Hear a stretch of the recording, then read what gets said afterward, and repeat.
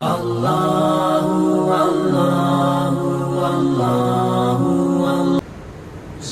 الرحمن الرحيم.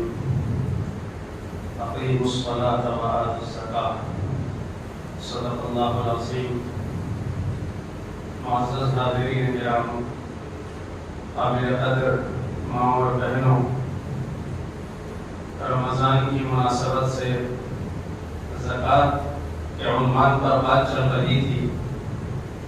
اللہ تبارک و تعالیٰ نے قرآن کریم میں بے شمار جگہوں پر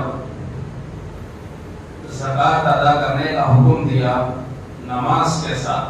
اقیموا الصلاۃ وآتوا الزکاۃ، لوگوں نماز قائم کرو اور زکوٰۃ ادا کرو۔ یہ سمجھ لینا چاہیے کہ نماز یہ جسمانی عبادت ہے اور زکوٰۃ یہ مالی عبادت ہے، جس میں مال کا زیادہ دخل ہے، مال سے وہ عبادت ادا ہوتی ہے۔ تو زکوٰۃ کیا ہے؟ یہ عبادت ہے، جیسے نماز ایک عبادت ہے۔ تو جیسے نماز کے کچھ شرائط ہے، اصول ہے، ضابطے ہیں، ایسے ہی سیم زکوٰۃ کے بھی شرائط ہے، اصول ہے اور ضابطے ہیں۔ جیسے نماز کے لیے نیت کرنا ضروری ہے، نماز کے لیے وقت ہونا ضروری ہے، اور نماز خشوع و خضوع سے پڑھنا چاہیے، طہارت ہونا چاہیے، وغیرہ وغیرہ۔ جو نماز کی پابندیاں ہیں، ہر مسلمان کو اس کا لحاظ کرنا ضروری ہے۔ اور نماز کا فرض ہوتی ہے جب بندہ بالغ ہو جاتا ہے، اور دن بھر میں 5 مرتبہ نماز فرض ہے، وغیرہ وغیرہ۔ جو نماز کی تفصیلات آئی ہیں اس میں ہمارا اپنا کوئی اختیار نہیں ہے۔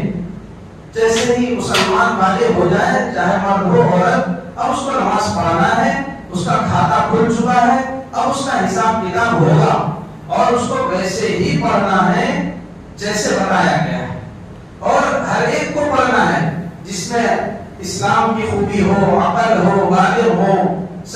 تو ایسے ہی زکوٰۃ ایک عبادت ہے۔ اب زکوٰۃ کس کو ادا کرنا ہے؟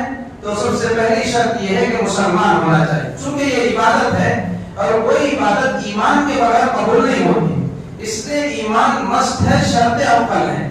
اور پھر اس کے بعد زکوٰۃ فرض ہونے کے لیے بالغ ہونا ضروری ہے۔ نابالغ بچوں کے پاس اگر مال ہے تو ان پر زکوٰۃ فرض نہیں ہے، بالغ ہونے کے بعد ان کو دینا پڑے گا۔ جیسے کسی کو گفٹ میں کسی نے مال دے دیا ہو، یا پھر پیرنٹس کا یا کسی کا انتقال ہو گیا اور وراثت میں مال آ گیا ہو، تو نابالغ بچے بھی مال کے مالک بن سکتے ہیں، لیکن ان پر زکوٰۃ فرض نہیں ہے۔ اور ایسے ہی عقل مند ہونا، یعنی مجنون، پاگل، دیوانے پر شریعت کے احکام نہیں ہیں، تو جو عقل مند نہیں اس کے اوپر زکوٰۃ فرض نہیں۔ اب رہ گیا مسئلہ کہ کتنے مال پر زکوٰۃ فرض ہے۔ تو یہ سمپل سی بات ہے کہ جو احادیث میں اور روایات میں تفصیلات آئی ہے وہ یہ ہے کہ جس کے پاس اگر خالص سونا ہے تو 7.5 تولے سونا، اور اگر چاندی ہے تو 52.5 تولے چاندی، یا پھر تھوڑا سونا ہے اور تھوڑی چاندی ہے تو دونوں کی قیمت کو ملا لیا جائے گا۔ جس میں 52.5 تولے چاندی خریدی جا سکتی ہو تو وہ صاحب نصاب ہے۔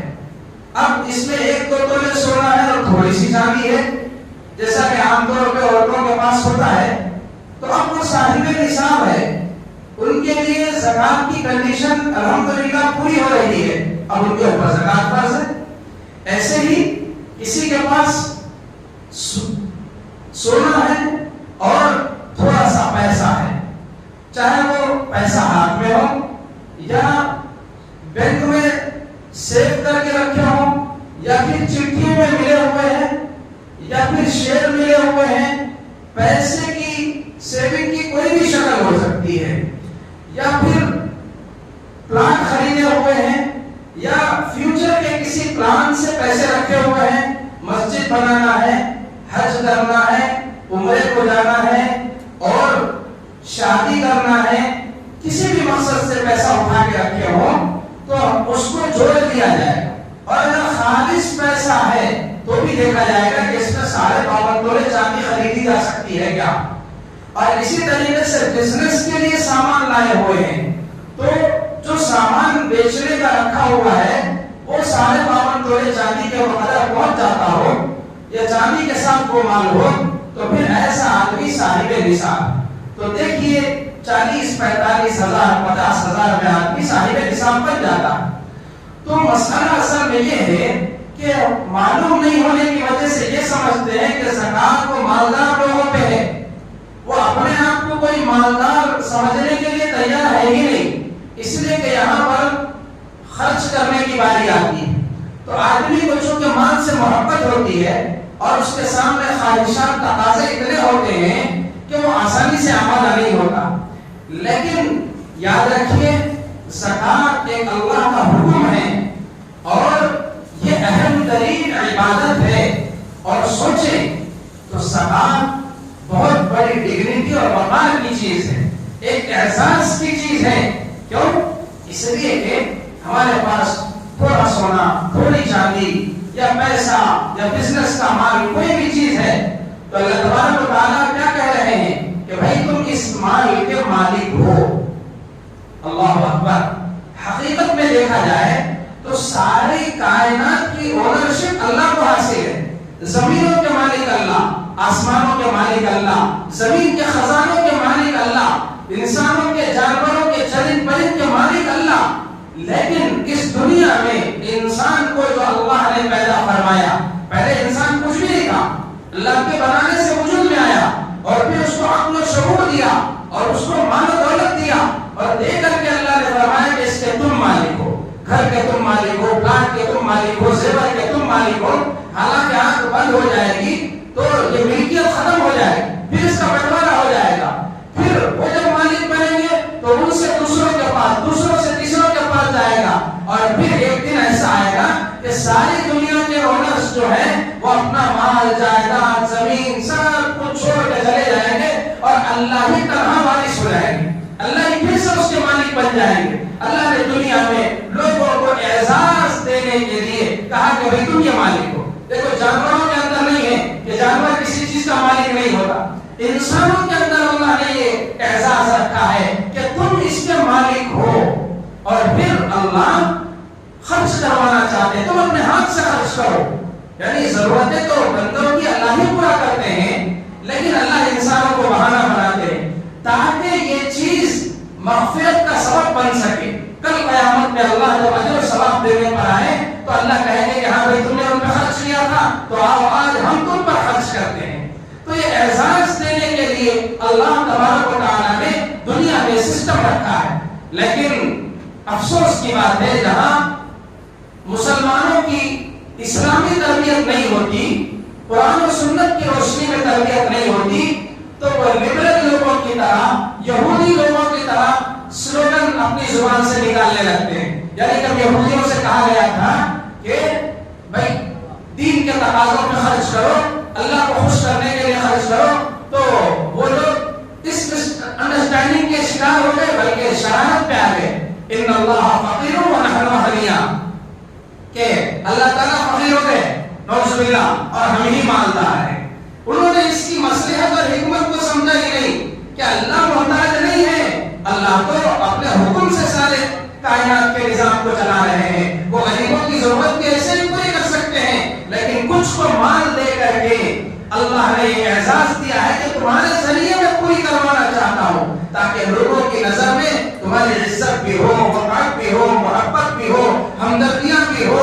تو اس لیے اللہ نے، جیسے اللہ چاہتے تو ڈائریکٹ سب کو ہوا پہنچا دیتے ہیں، تو ایسے اللہ سب کو مال کی ضرورت بھی پوری کروا دے سکتے تھے، لیکن اللہ تبارک و تعالیٰ نے انسان کو اعزاز بخشنے کی خاطر یہ نظام بنایا ہے، اور اس میں چونکہ انسان کو ایک درجہ مال سے محبت ہوتی ہے، وہ آسانی سے یہ کہنے کے لیے آمادہ نہیں ہوتا کہ میں مالدار ہوں، تو اللہ نے یہ انسان کے اوپر چھوڑا ہی نہیں کہ تم خود سے فیل کر کے بولو کہ تم مالدار ہوئے۔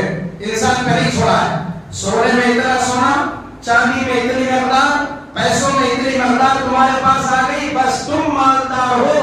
اسلام کی نظر میں، اللہ کی نظر میں، تم چاہے کہو یا نہ کہو، یہ بخل تو اللہ نکالنا چاہتے ہیں، یہ کنجوسی تو اللہ نکالنا چاہتے ہیں۔ اللہ دنیا میں اپنے اختیار سے یہ کام کروانا چاہتے ہیں، ایک طرف پیسے کی محبت، دوسری طرف اللہ کی محبت، تو پھر دو محبتوں کی جب لڑائی ہو رہی ہے تو وہاں اللہ کی محبت کو غلبہ ملنا چاہیے۔ اللہ پیسہ ہماری ضرورت ہے اور ہماری خواہش ہے مالدار بنے، سب کچھ بنے، لیکن یہ دیا ہوا تو آپ کا ہے اور اس سے آپ خوش ہوتے ہیں، تو اللہ یہ ہماری محبوب چیز بھی آپ کے لیے ہم دے دینے تیار ہیں، آپ راضی ہو جائیں، آپ خوش ہو جائیے۔ تو زکات میں اللہ کنجوسی کو ختم کر رہے ہیں، مال کی محبت کو ختم کر رہے ہیں اور اللہ کی محبت کو پیدا کرنے کی ایک ٹریننگ اور پریکٹس کا نام زکات ہے۔ زکات کوئی ٹیکس نہیں ہے، لیکن افسوس کی بات کہ بہت سے لوگ اسے ایک بوجھ سمجھتے ہیں اور یہ قیامت کی نشانیوں میں سے ایک نشانی ہے۔ سرکار دو عالم صلی اللہ علیہ وسلم نے فرمایا کہ قیامت کے قریب ایسا زمانہ آئے گا کہ لوگ زکات کو ٹیکس سمجھنے لگیں گے اور جس طرح ٹیکس سے بچنے کے ہیلے حوالے کرتے ہیں، ایسے ہی زکات سے بچنے کے بھی لوگ ہیلے کریں گے، شکلیں نکالیں گے، کوششیں کریں گے۔ لیکن یہ ہمارے لیے بڑے خسارے کی بات ہوگی۔ ہے کیا چیز؟ زکات کتنا دینا ہے؟ 2.5% دینا ہے۔ 100 روپے میں سے 2.5 روپے اور 1000 روپے میں سے 25 روپے اور 1 لاکھ میں سے 2500 روپے، بہت معمولی سی رقم ہے، وہ بھی سال میں ایک دفعہ، اور اگر کسی کے پاس نہیں ہے تو اس کو انسٹالمنٹ پہ بھی پے کر سکتے ہیں۔ بس فرض ہے وہ یہ سمجھ لے کہ میرے اللہ نے مجھے یہ اعزاز بخشا ہے، تو یہ کتنے بڑی سعادت کی بات ہوگی۔ اللہ تبارک و تعالیٰ نے بندوں کی قرآن میں جگہ جگہ تربیت فرمائی ہے کہ وہ اللہ کی نسبت پر راہ خدا میں خرچ کریں۔ اللہ پوچھتے ہیں من الذی یقرض اللہ قرضا حسنا، کون ہے بھائی جو اللہ کو قرض حسنا دے؟ دنیا میں قرضہ کوئی بھی کسی کو کب دیتا ہے؟ جب ریٹرن ہونے کا یقین ہوتا ہے تو دیتا ہے۔ تو اللہ پوچھ رہے ہیں کہ بھائی ہماری طرف سے تو ملے گا، تو ہے کوئی اللہ کو قرض دینے والا؟ یعنی راہ خدا میں خرچ کرنا، صدقہ، زکات، خیرات دینا، یہ اللہ کو قرض دینا ہے۔ اللہ فرمائے فَيُضَاعِفَهُ لَهُ أَضْعَافًا كَثِيرًا، اللہ اس کو کئی گنا بڑا کر کے، ملٹیپل اس میں اضافہ کر کے واپس لوٹائیں گے۔ اور اللہ تبارک و تعالیٰ بندے کے خیر خیرات سے اتنا خوش ہوتے ہیں، جب بندہ خرچ کرتا ہے تو اللہ تبارک و تعالیٰ اس صدقے کو اپنی ہتھیلی میں لے کر کے پرورش فرماتے ہیں، جیسے لوگ جانوروں کی پرورش کرتے ہیں۔ آج ایک چوزے کی شکل میں ہم اللہ کی راہ میں خیرات کریں گے تو اللہ تبارک و تعالیٰ پہاڑوں کی شکل میں اس کو لوٹائیں گے۔ کل بندہ دیکھ کر پریشان ہو جائے گا کہ بھئی اتنا بڑا تو میں نے کچھ کیا نہیں تھا، لیکن اخلاص کے ساتھ جب بندہ خرچ کرتا ہے تو اللہ تبارک و تعالیٰ اس کو اتنا ریٹرن کرتے ہیں۔ اس لیے زکات کے معاملے میں کاہلی نہیں کرنا چاہیے، سستی نہیں کرنا چاہیے، اور زکات میں ہمارا اپنا اختیار کچھ نہیں ہے۔ کتنا مال آ گیا، بس اتنے مال پر زکات ہے، کتنی زکات دینا ہے اس میں بھی منمانی نہیں کر سکتے، اتنی زکات دینا ہے، کس کو دینا ہے وہ بھی بتا دیا گیا ہے، سب فکسڈ ہے۔ بس اس کا علم حاصل کر کے عمل کریں گے تو نجات پائیں گے اور اپنی آخرت بنا لیں گے، اور اس میں کوتاہی کریں گے تو یاد رکھیے یہ اسلام کے ایک پلر کو دھکا دیں گے تو ہمارا ایمانی ڈھانچہ ہی متاثر ہو جائے گا اور ہماری زندگی تباہ و برباد ہو جائے گی۔ اس لیے ہمیں کوشش کرنا چاہیے کہ پوری رغبت کے ساتھ، دل کی خوشی کے ساتھ، جیسے نماز ایک رغبت سے پڑھنا چاہیے، دل سے پڑھنا چاہیے، ایسے ہی زکات بھی دل کی خوشی سے دینا چاہیے۔ جیسے نماز کے اندر ریاکاری نہیں ہونا چاہیے، ایسے ہی زکات میں بھی ریاکاری نہیں ہونا چاہیے۔ ساری چیزیں ایک عبادت میں جو کچھ ہونا ہے وہ ساری چیزوں کو زکات میں بھی ملحوظ رکھنا چاہیے۔ اللہ پاک سے دعا ہے کہ اللہ پاک مجھے آپ کو سب کو کہنے سننے سے زیادہ عمل کی توفیق نصیب فرمائے۔ وآخر دعوانا ان الحمد للہ رب العالمین۔